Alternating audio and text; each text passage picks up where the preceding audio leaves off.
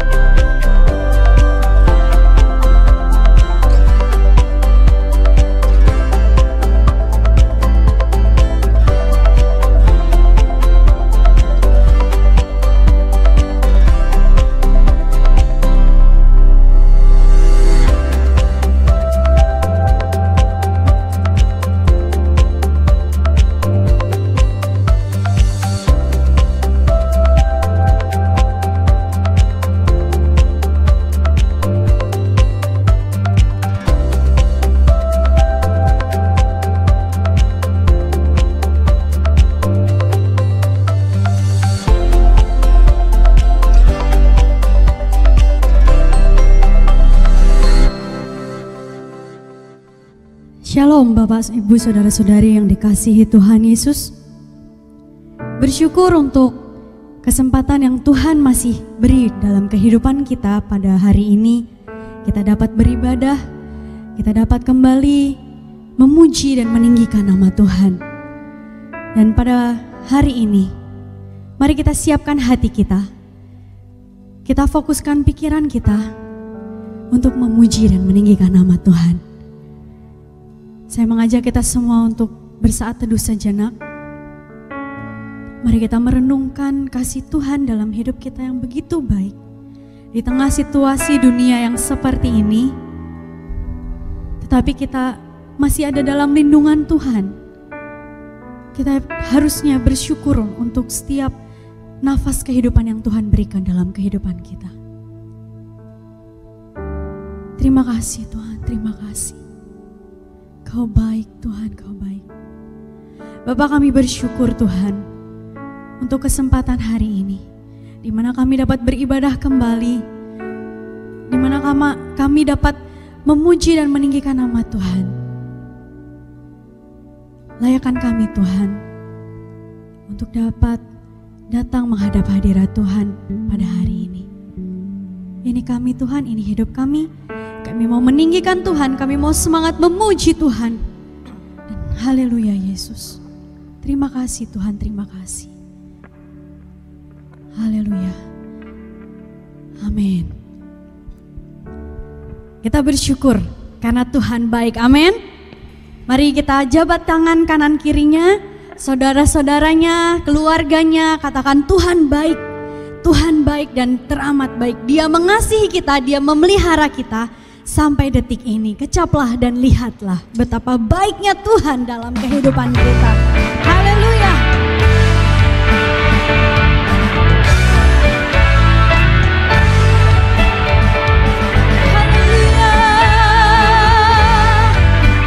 Haleluya. Katakan bersama-sama. Kecaplah dan lihatlah Tuhan itu, rasakan dan nikmati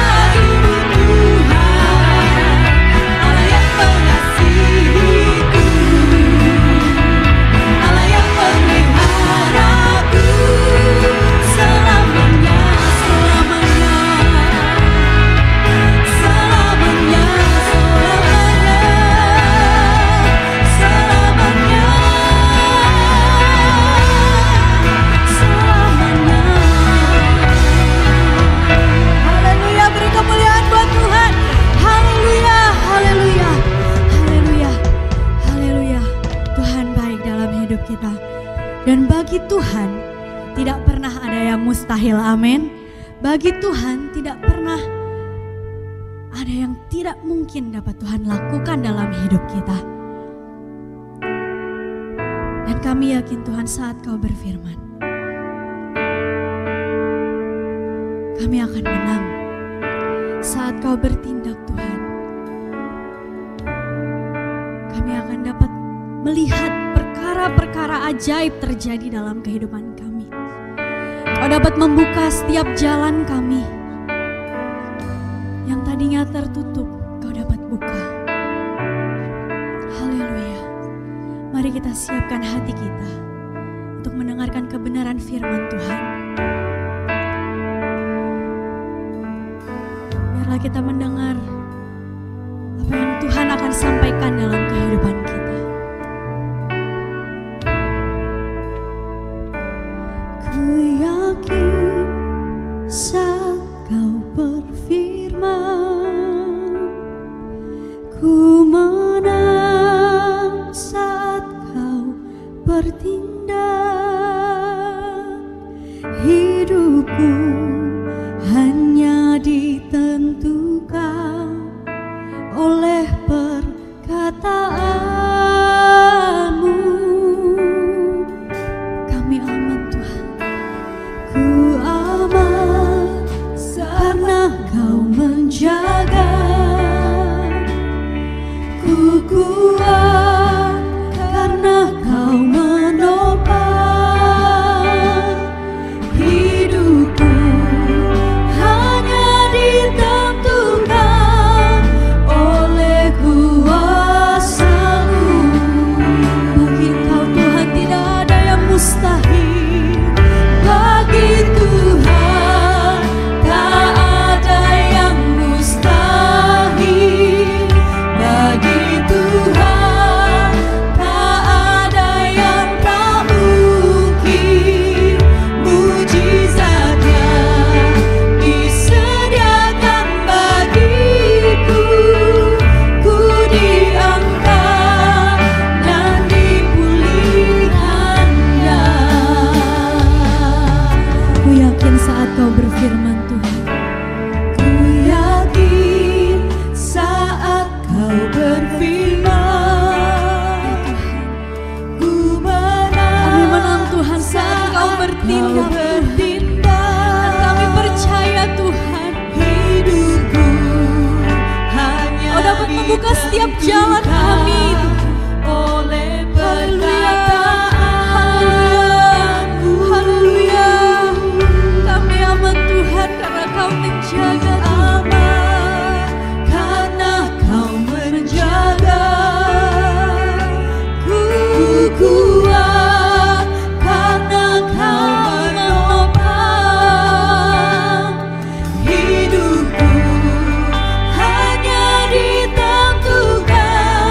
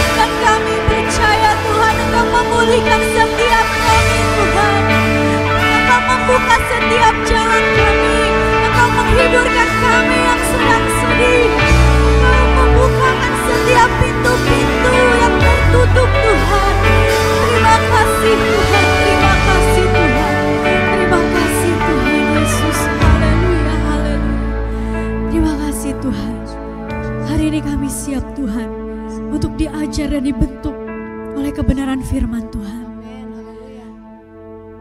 Berkati kami Tuhan. Berbicaralah kepada kami Tuhan. Dan ajar kami Tuhan untuk mau taat dan tunduk akan firman Tuhan. Terima kasih Tuhan Yesus, terima kasih. Kami siap mendengarkan firman-Mu. Dalam nama Tuhan Yesus. Haleluya. Amin. Amin.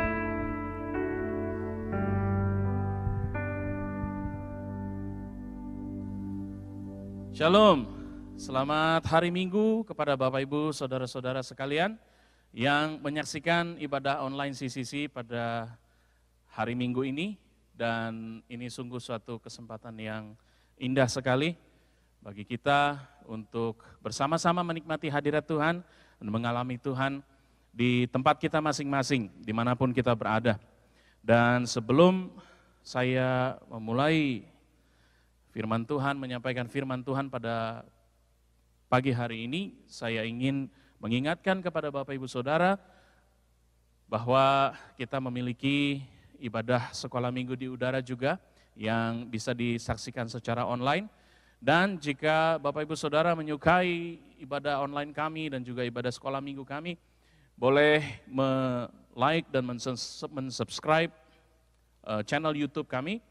Dan jika Bapak Ibu Saudara ingin untuk mendapat pemberitahuan, jangan lupa untuk menekan tombol bel sehingga kita bisa selalu bertemu di udara. Haleluya. Senang sekali kalau pada pagi hari ini kita bisa kembali menyampaikan, saya bisa kembali menyampaikan firman Tuhan. Kita masih membahas mengenai the aftermath, apa yang terjadi setelah hari pencurahan Roh Kudus, apa yang dialami oleh murid-murid Tuhan Yesus dan pelayanan-pelayanan yang luar biasa yang mereka lakukan, sehingga kami berharap lewat firman-firman ini, Bapak Ibu Saudara semua dikuatkan dan diyakinkan bahwa Roh Kudus masih terus bekerja. Dan kita bisa melihat hal-hal apa saja yang dilakukan oleh Roh Kudus dalam kehidupan orang-orang percaya di awal mula-mula kekristenan berkembang. Dan pada hari ini kita sudah tiba kepada kitab Kisah Para Rasul 10 dan saya ingin memberikan background-nya dari apa yang akan kita pelajari pada hari ini. Ini adalah kisah mengenai Cornelius. Ya, Cornelius, orang perwira Romawi yang dianggap kafir sebetulnya kalau di mata orang Israel. Tetapi lucunya Cornelius ini percaya kepada Allahnya orang Israel. Dia berdoa kepada Allahnya orang Israel dan dia sering memberi sedekah kepada orang Israel. Ya. Dan ketika dia berdoa, malaikat kemudian menampakkan diri kepada Cornelius dengan pesan untuk mencari seorang yang bernama Petrus. Titik. Kalau dari penyampaian malaikat Tuhan tersebut, sepertinya kemungkinan besar Cornelius ini tidak mengenal siapa Petrus itu. Sehingga kemudian saya bisa membayangkan ketika kalau saya menjadi Cornelius dan malaikat kemudian menyuruh saya untuk pergi mencari orang yang bernama Petrus, saya mungkin agak bingung gitu ya. Tapi untungnya malaikat Tuhan memberikan perintah yang cukup spesifik sehingga ketika Cornelius selesai menerima penglihatan itu, dia kemudian bisa menyuruh orang-orangnya untuk segera pergi menjemput Petrus. Ya, jadi poinnya di sini Cornelius taat dan segera melakukan perintah Tuhan keesokan harinya. Dan sementara itu Petrus juga mendapat pesan dari Tuhan lewat suatu penglihatan yang mengatakan bahwa apa yang dinyatakan halal oleh Tuhan tidak boleh dinyatakan haram oleh manusia. Ya, kita akan membaca bersama-sama dari Kisah Para Rasul 10, ayatnya mulai dari ayat yang ke-9 sampai ayatnya yang ke-17. Kisah Para Rasul 10, ayatnya yang ke-9 sampai yang ke-17. Dikatakan di situ keesokan harinya ketika ketiga orang itu berada dalam perjalanan, ini orang-orang yang diutus oleh Cornelius, dan sudah dekat kota Yope, kira-kira pukul 12 tengah hari, naiklah Petrus ke atas rumah untuk berdoa. Ia merasa lapar dan ingin makan. Tetapi sementara makanan disediakan, tiba-tiba rohnya diliputi oleh kuasa ilahi. Tampak olehnya langit terbuka dan turunlah suatu benda berbentuk kain lebar yang bergantung pada keempat sudutnya, yang diturunkan ke tanah. Di dalamnya terdapat pelbagai jenis binatang berkaki empat, binatang menjalar, dan burung.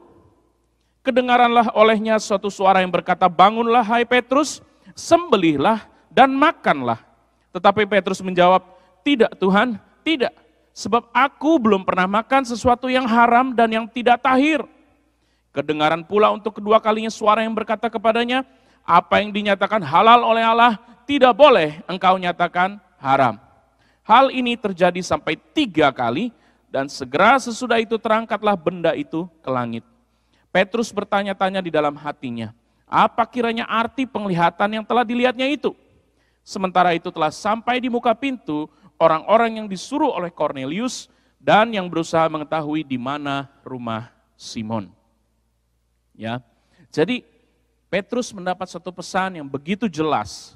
3 kali pesan tersebut diulang. Agar supaya Petrus mau mengubah pandangannya terhadap orang-orang yang biasanya dianggap oleh dia kafir, ya, atau yang sering disebut dengan golongan tidak bersunat.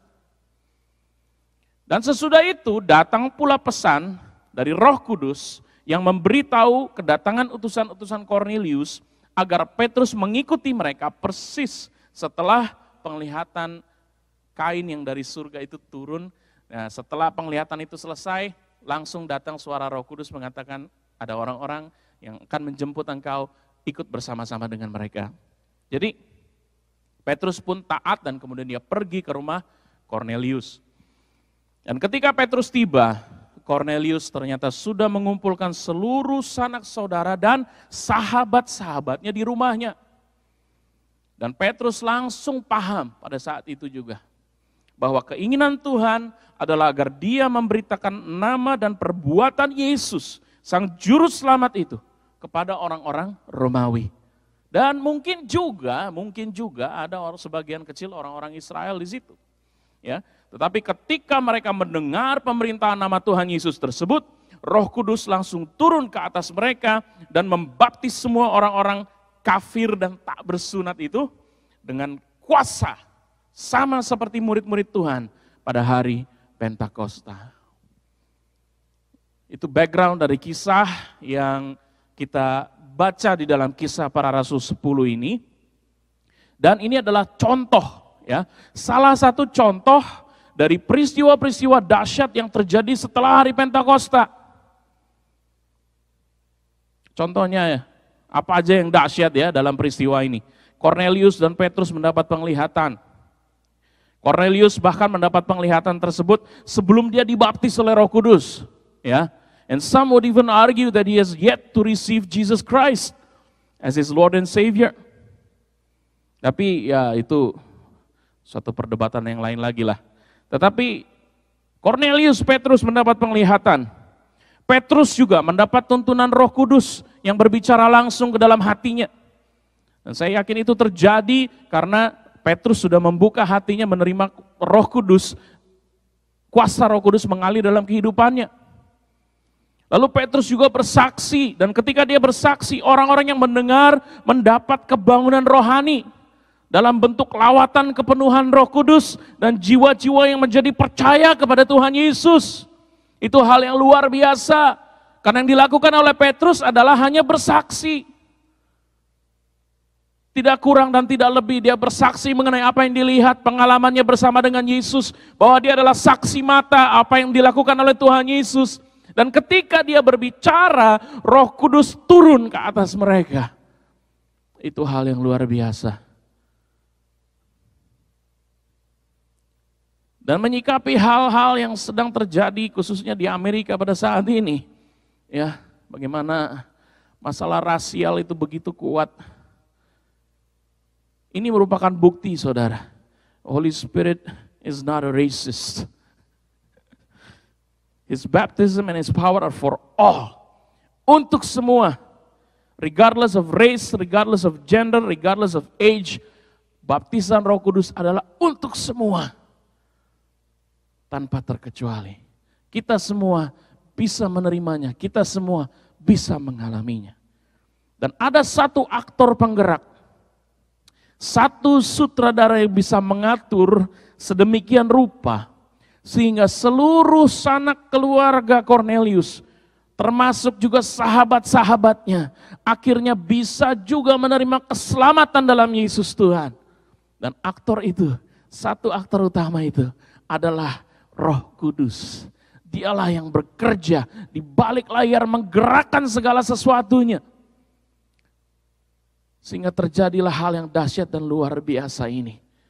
Inilah hal yang saya mau ambil sebagai inti khotbah saya pada pagi hari ini. When God prepared the way, nobody can come against it. Ketika Tuhan membuka jalan bagi saudara, tidak ada satupun yang bisa menutupnya.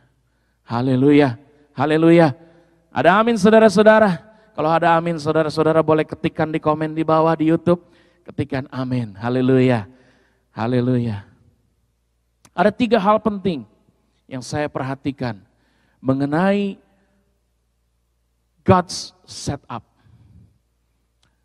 Yaitu apa persiapan yang Tuhan lakukan. Ya, dalam hal ini Roh Kudus mengerjakan persiapan itu.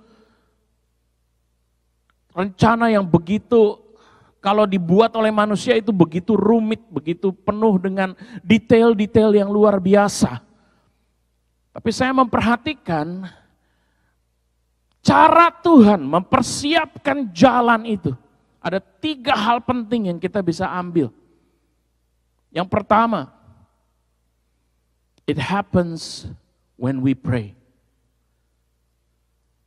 Persiapan Tuhan, pembukaan jalan oleh Tuhan terjadi ketika kita berdoa. Kisah Para Rasul 10 ayat 9, ayat 30 kalau saudara baca. The angel spoke to Cornelius when he prayed. God spoke to Peter when he prayed. Did you see the pattern here? Saudara lihat patternnya di sini, polanya. Malaikat Tuhan berbicara kepada Cornelius ketika dia sedang berdoa. Penglihatan itu dan Roh Kudus juga berbicara kepada Petrus ketika dia sedang berdoa. Doa adalah saat ketika receiver kita terbuka dan kita menerima frekuensinya Tuhan. Oleh sebab itu ketika kita berdoa, Tuhan menaruh maksud-maksudnya ke dalam pikiran kita. Dan ketika kita berdoa, Tuhan menaruh isi hatinya ke dalam hati kita. Pertanyaannya, kalau saudara tidak pernah, kalau saudara merasa Tuhan tidak pernah membuka jalan itu bagi saudara, ini pertanyaan saya. Kapan saudara terakhir kali berdoa kepada Tuhan? Berdoa dalam tanda kutip. Karena maksud saya bukan berbicara mengenai doa-doa yang seadanya ya. Doa-doa yang dilakukan kalau sempat. Doa-doa kebutuhan atau doa-doa permintaan dan sejenisnya. Bukan doa-doa yang seperti itu. Saya berbicara tentang doa di mana saudara betul-betul mencari wajah Tuhan. Waktu-waktu, momen-momen ketika saudara betul-betul ingin menikmati hadirat Tuhan. Doa-doa yang ketika Anda lakukan 1 jam itu rasanya berlalu begitu cepat, rasanya seperti hanya beberapa menit saja. Kapan terakhir kali Anda berdoa seperti itu dengan Tuhan? Kalau Anda terbiasa hanya berdoa dengan menaikkan kebutuhan-kebutuhan Anda, dan kemudian setelah setengah jam Anda harus menyudahi waktu doa Anda karena kesibukan-kesibukan Anda yang lain sudah menunggu, downloadan Anda nggak kelar saudara. Kenapa saya katakan downloadannya nggak kelar? Gini, saya bukan mengimplikasikan bahwa Tuhan nggak sanggup membuat Anda memahami maksud dan rencananya dalam sekejap mata. Tidak. Tetapi saya ingin Anda memahami bahwa ada prinsip universal yang berlaku di sini. Ya, semakin banyak Anda meluangkan waktu dengan seseorang, semakin Anda akan mengenal orang tersebut. Itulah prinsip universalnya. Dan hal ini berlaku juga dalam doa-doa kita dengan Tuhan. Semakin banyak Anda meluangkan waktu dengan Tuhan, semakin Anda akan mengenal isi hatinya dan kehendaknya. Dan semakin Anda mengerti isi hatinya, semakin mudah baginya untuk membawa Anda masuk di dalam rencananya. Jadi sebenarnya kita sudah diberikan prinsip itu. Melakukannya, itu yang sulit. Hal yang pertama, it happens when we pray. Hal yang kedua, it utilizes our current situation.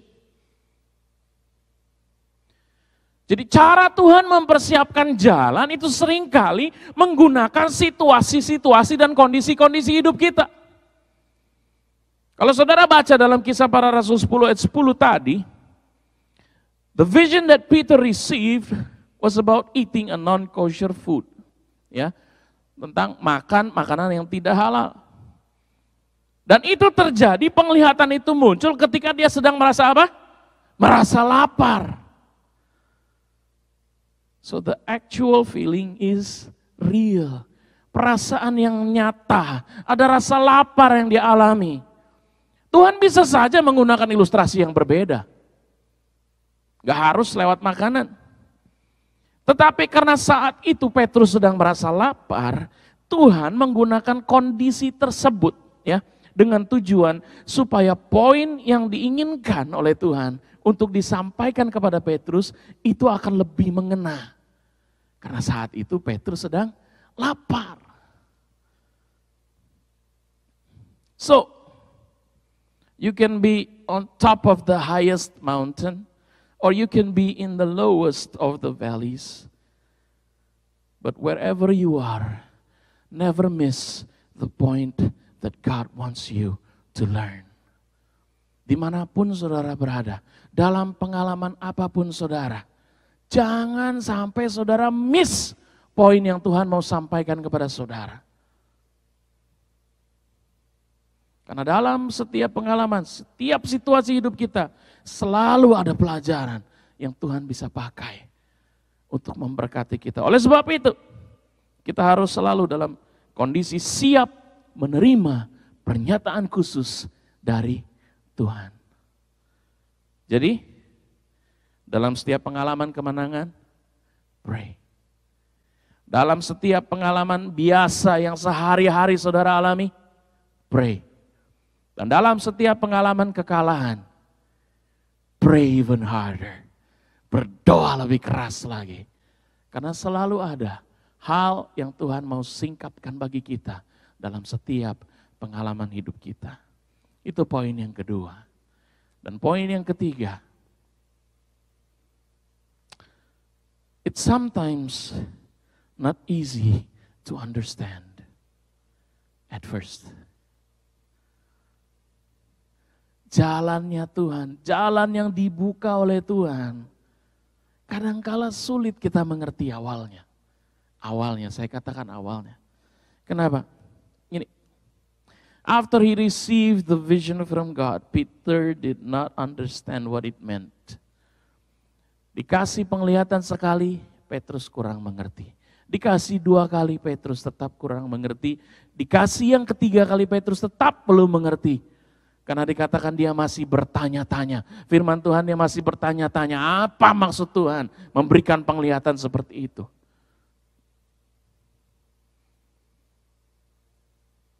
Memang hal ini sering membuat kita merasa frustasi. Dan saya sering kali dengar anak-anak Tuhan yang mengatakan, kenapa sih Tuhan gak ngomong aja yang lebih jelas? Kenapa harus kayak teka-teki begitu? Ya.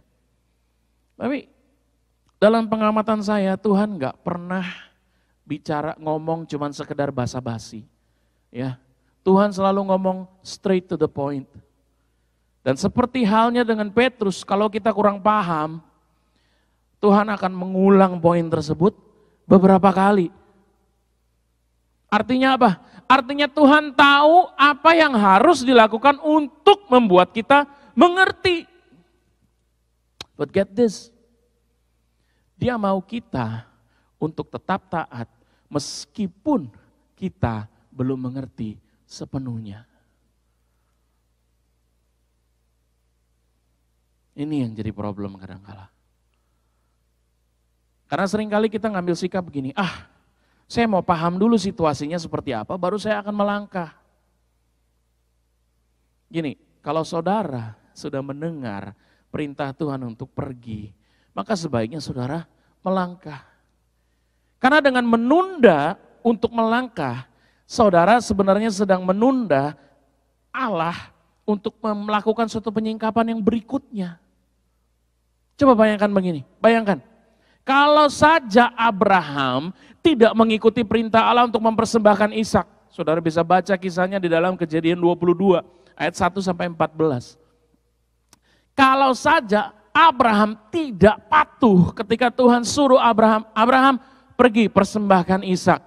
Kalau saja Abraham tidak patuh, maka dia tidak akan menemukan bahwa Allah telah menyediakan seekor korban pengganti dan selamanya dia akan berpikir bahwa Allah menyukai korban manusia atau korban anak kecil. Coba bayangkan, coba pikirkan itu.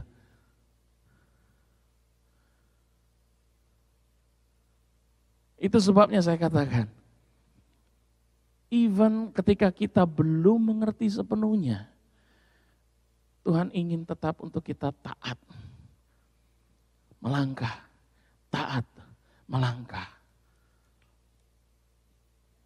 Dan sebagai penutup, saudara mungkin punya pertanyaan seperti ini. Oke, khotbah hari ini judulnya When God Prepared the Way. Oke, tapi jalan apa yang dipersiapkan Tuhan bagi saya? Jalan seperti apa itu? Banyak orang yang berpikir bahwa Tuhan itu seperti jin yang menjawab doa, ya.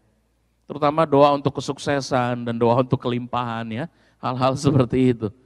Dan ini bukan saja menimpa orang-orang yang baru dalam imannya kepada Tuhan, ya. Bukan, tapi ada juga hamba-hamba Tuhan yang mengkhotbahkan hal ini sehingga disebut dengan Injil kemakmuran. Seolah-olah Tuhan tuh kerjaannya cuma menjawab doa-doa supaya anak-anaknya sukses, supaya anak-anaknya kaya, jadi berhasil gini gitu, berlimpah dan sebagainya. Tapi saya mau saudara buka pemikiran saudara. Jalan yang dipersiapkan Tuhan bagi kita adalah selalu agar supaya hidup kita menjadi saluran berkat. Atau menjadi alat mengenalkan kasih Kristus kepada orang-orang di sekeliling kita yang belum mengenal Dia. Itu. Karena fokusnya nggak pernah kepada diri kita, keinginan kita, kemauan kita, apa yang kita mau, apa yang kita minta, itu fokusnya. Nggak pernah. Fokusnya selalu adalah Tuhan. Supaya nama Tuhan dipermuliakan, supaya nama Tuhan semakin diperdengarkan.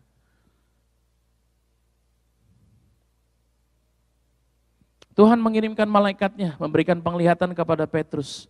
Dan juga berbicara langsung kepada Petrus. Semua itu untuk mempersiapkan Petrus supaya dia dapat bersaksi kepada Cornelius dan sanak keluarganya. Itu maksud Tuhan membuat satu persiapan yang begitu intricate seperti ini. Karena Tuhan harus mengatur timingnya, kapan dia berbicara kepada Cornelius, lalu kapan mengatur waktunya ketika dia harus berbicara kepada Petrus, dan kemudian ketika Petrus selesai berbicara, pas saat itu juga orang-orang yang dikirim oleh Cornelius datang, tiba ke tempat di mana Petrus berada. Dan kemudian Petrus harus ikut juga dengan orang-orang tersebut kembali. Kapan Cornelius harus memanggil saudara-saudaranya dan sahabat-sahabatnya. It's very intricate, ada begitu banyak hal yang diatur oleh Tuhan. Semuanya itu untuk apa? Supaya keluarganya Cornelius, sahabat-sahabatnya bisa mendengar berita kasih Kristus. Itu adalah berita yang terutama. itu adalah panggilan yang terutama dalam hidup kita. Bukan menjadi kaya, bukan menjadi berkelimpahan. Menjadi kaya, menjadi berkelimpahan itu adalah bonusnya saudara, itu adalah sampingannya. Yang terutama hidup kita harus jadi berkat. Hidup kita harus menyaksikan kebaikan Tuhan. That's the first and foremost.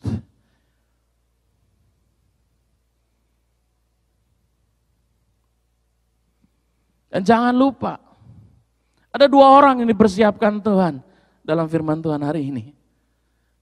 Cornelius dan Petrus. Kedua orang ini harus ambil bagian di dalam rencananya Tuhan. Coba bayangkan kalau Petrus sudah mengikuti ajakan orang-orangnya Cornelius. Jauh-jauh dia jalan dari Yope ke Kaisarea. Itu jaraknya kira-kira 54 km saudara. 12 jam perjalanan jalan kaki. Ya, 12 jam. Itu kalau nggak berhenti-berhenti, 12 jam jalan kaki. 54 km kira-kira. Dan dia udah jauh-jauh jalan, setibanya di Kaisarea dia ketemu dengan Cornelius cuma seorang diri.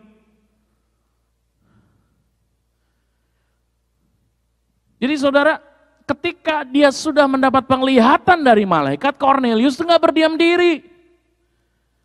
Dia kemudian memanfaatkan pengaruh yang dimilikinya. Pengaruh apa? Bukan pengaruh posisinya sebagai seorang perwira pasukan, di mana dia punya ratusan anak buah yang bisa disuruh, semuanya besok jam segini datang ke rumah saya. Enggak, bukan itu yang dia manfaatkan.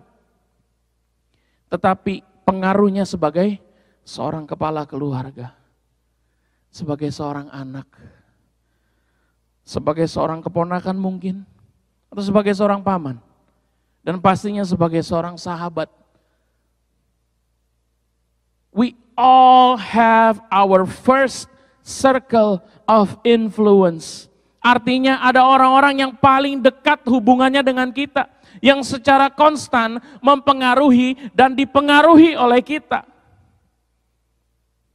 Istri, anak-anak kita. Mungkin ya. Ayah, ibu, kakak, adik.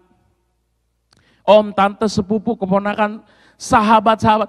Justru itu adalah our closest circle of people of influence. Yang setiap hari kita pengaruhi dan mempengaruhi kita.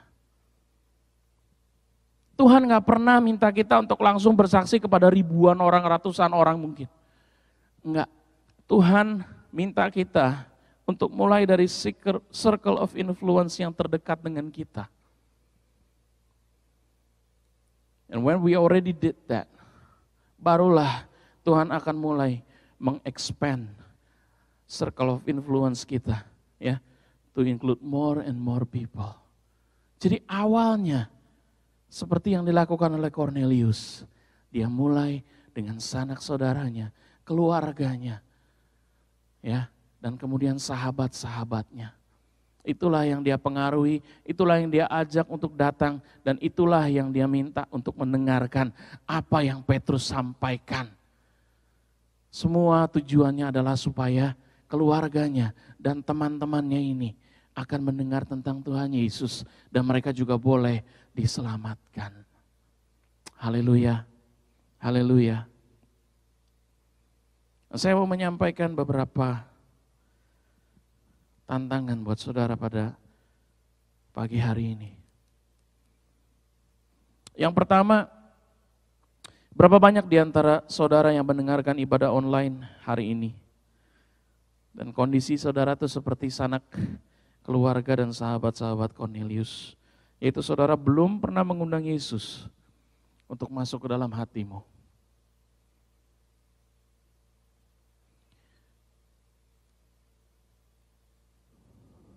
Dan saya ingin memberikan kesempatan itu kepada saudara.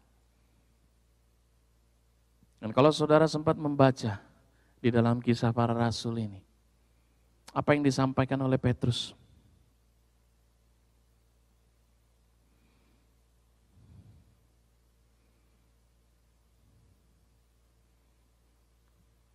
Mulai dari ayat 34 dikatakan, sesungguhnya aku telah mengerti bahwa Allah tidak membedakan orang. Setiap orang dari bangsa manapun yang takut akan Dia dan yang mengamalkan kebenaran berkenan kepadanya.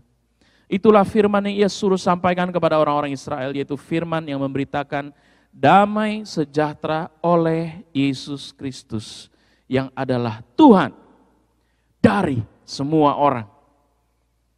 Kamu tahu tentang segala sesuatu yang terjadi di seluruh tanah Yudea, mulai dari Galilea sesudah baptisan yang diberikan oleh Yohanes, yaitu tentang Yesus dari Nazaret.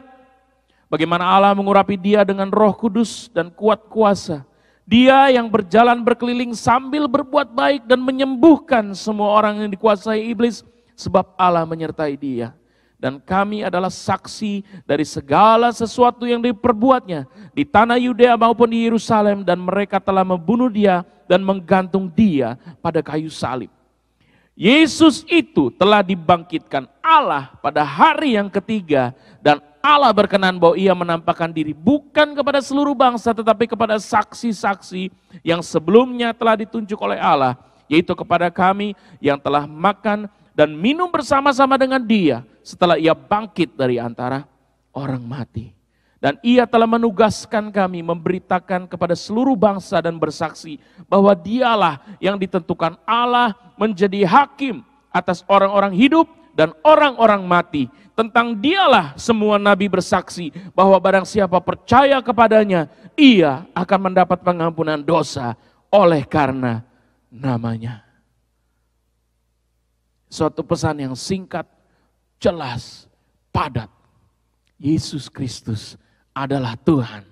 Dan kalau saudara percaya kepada Yesus Kristus, saudara juga akan menerima keselamatan itu, yaitu kehidupan kekal, pengampunan atas dosa-dosamu, karena hanya Tuhan Yesus yang bisa menghapuskan dosa-dosa kita, dosa-dosa umat manusia. Satu pesan yang simpel, tetapi Roh Kudus akan membuka hati saudara-saudara yang mendengar pada pagi hari ini. Dan kalau saudara ingin percaya kepada Tuhan Yesus, saudara bisa menaruh tangan saudara di dada. Dan saudara bisa berdoa bersama-sama dengan saya. Doa ini, ucapkan bersama-sama dengan saya. Aminkan bersama-sama dengan saya. Dan terima Tuhan Yesus untuk masuk dalam hidupmu.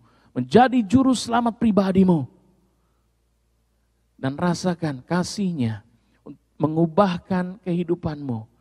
Dan mulai dari saat ini engkau tidak akan pernah sama lagi. Itu adalah jaminan saya. Karena saya bukan berkata dari diri saya sendiri, tapi itu adalah janji firman Tuhan. Haleluya, haleluya. Dan kalau saudara mau melakukan hal itu pada pagi hari ini, saudara nggak perlu pusing dilihat oleh siapa-siapa pun juga. Taruh tanganmu di dada. Tundukkan kepalamu. Doakan hal ini. Haleluya, haleluya. Tuhan Yesus, terima kasih. Karena Engkau telah datang ke dalam dunia. Bukan untuk dielu-elukan, tetapi untuk menanggung dosa dan kesalahan kami. Terima kasih karena Engkau mati di kayu salib untuk dosa-dosa saya. Terima kasih karena Engkau berkenan untuk memberikan kehidupan yang kekal kepada saya. Dan saat ini saya menyatakan bahwa saya menerima Engkau sebagai Tuhan dan Juru Selamat di dalam hidup saya. Dan saya mau berpaling dari jalan hidup saya yang lama, dari dosa-dosa yang sering kali saya lakukan. Dan saya mau mengikut Engkau dengan sungguh-sungguh. Ampunilah saya Tuhan, ampunilah saya. Dan biarlah mulai saat ini Engkau masuk dalam hatiku, bertahta dan menjadi juru selamat di dalam hidupku. Di dalam nama Tuhan Yesus kami berdoa dan mengucap syukur. Haleluya. Amin, amin, amin. Saudara, kalau saudara baru saja menyatakan doa itu pertama kalinya dalam hidupmu, ketahuilah bahwa malaikat di surga, seluruh malaikat di surga bersorak-sorai pada saat ini. Karena saudara masuk ke dalam bagian keluarga kerajaan Allah. Haleluya, haleluya, terpujilah nama Tuhan. Dan yang kedua,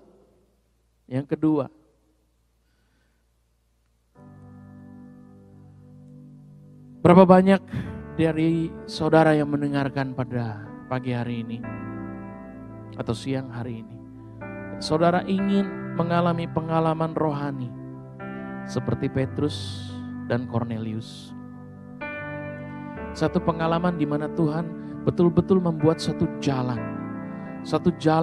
yang saudara rasakan itu ternyata membuka begitu banyak opportunity, kesempatan dalam hidupmu untuk menjadi berkat bagi orang-orang lain, untuk menjadi berkat bagi orang-orang yang membutuhkan uluran tangan dari Tuhan.